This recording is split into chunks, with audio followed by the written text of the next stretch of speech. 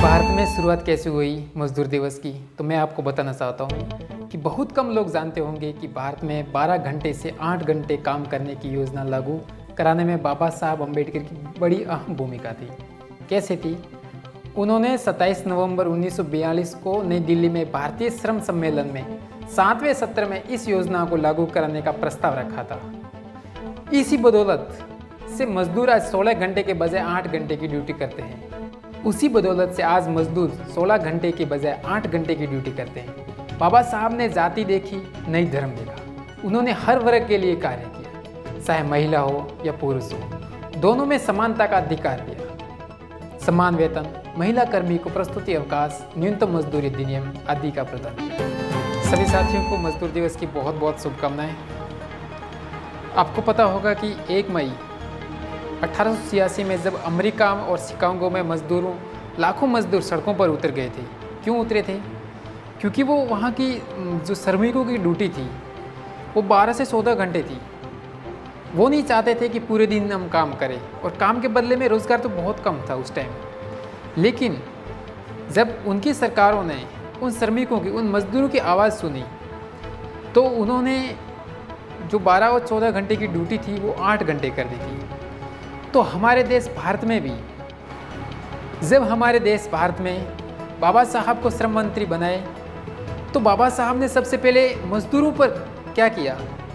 जो उनकी ड्यूटी 12 से 14 घंटे थी, जो काम कर रहे थे, लोग दिहाड़ी पे काम कर रहे थे, मिलों में काम कर रहे थे, तो उनकी ड्यूटी बाबा साहब ने तुरंत 8 घंटे कर दी थी। जो आज भी लागू है, सरकारी हो चाहे गैर सरकारी हो, कहीं भी क्षेत्र में हो, चाहे किसी भी फील्ड में हो, तो बाबा साहब ने सभी के लिए 8 घंटे की ड्यूटी की थी।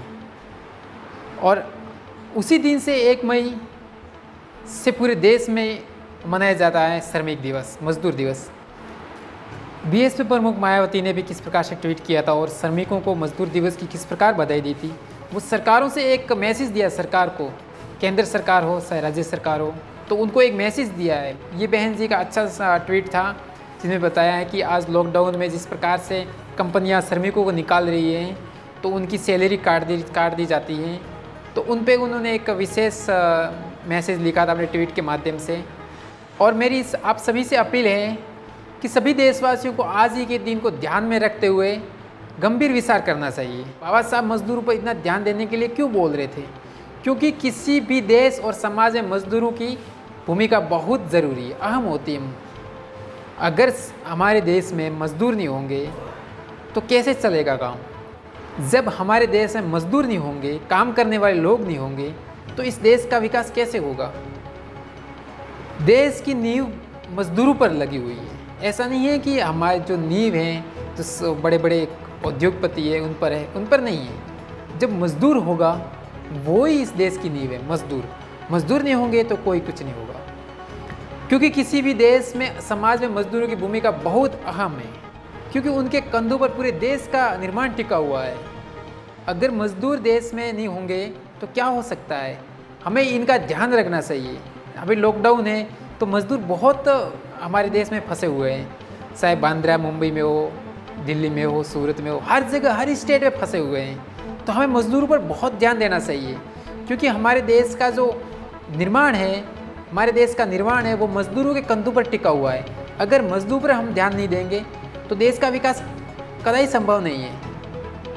इसलिए सभी देशवासियों को आज ही के दिन को बहुत महत्वपूर्ण होना चाहिए और मनाना भी चाहिए, क्योंकि बाबा साहब भी लगातार फोकस कर रहे थे मजदूरों पर, क्योंकि मजदूरों पर ध्यान दीजिए। देश का निर्माण मजदूरों के कंधों पर टिका हुआ है, इसलिए मजदूर होने देश में ज़रूरी है। मजदूरों की हेल्प करनी चाहिए। मजदूरों को जो सैलरी कटौती कर रहे हैं, कई ऐसी मुनाफाखोर कंपनियां हैं, जो बीएसपी सुप्रीमो मायावती ने एक ट्वीट में बताया था कि ऐसी देश में कई कंपनियां हैं जो मजदूरों को निकाल रही हैं। कोरोना महामारी के कारण मजदूर उनकी सैलरी काट रहे हैं, उनका मुनाफा नहीं हो रहा है, मुनाफे के लिए मजदूरों को निकाला जा रहा है। तो ऐसे में हमें मजदूरों की बहुत चिंता करनी चाहिए, और आज जो मजदूर दिवस है हम उनको अच्छे से सेलिब्रेट करना चाहिए।